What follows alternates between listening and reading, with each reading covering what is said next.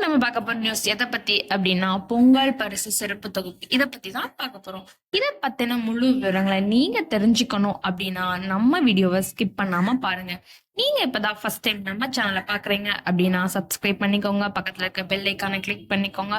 வாங்க இப்ப நம்ம வீடியோக்குள்ள போகலாம். ரேஷன் கார்டுகளுக்கு ஹாப்பி நியூஸ். தமிழகத்தில் பொங்கல் பரிசு தொகுப்பு எப்போது தெரியுமா? வெளியான சூப்பர் அறிவிப்பு. தமிழகத்தில் அடுத்த வருடம் 15ஆம் தேதி பொங்கல் பண்டிகை வர இருக்கிறது. பொங்கல் பண்டிகையை முன்னிட்டு தமிழக அரசு சார்பில் ரேஷன் கடைகளில் பொங்கல் பரிசு சிறப்பு தொகுப்பு வழங்கப்படும். அதாவது அரிசி, சர்க்கரை உள்ளிட்ட சிறப்பு பரிசு பொருட்கள் மற்றும் 1000 ரூபாய் ரொக்க பணம் போன்றவை வழங்கப்படும். இந்த வருடம் ரொக்க பணம் வழங்குவது தொடர்பான அறிவிப்பு வெளியாகவில்லை. அதன் பிறகு வருடந்தோறும் பொங்கல் பண்டிகையை முன்னிட்டு பொதுமக்களுக்கு இலவச வேஷ்டி சேலை வழங்கப்படும்.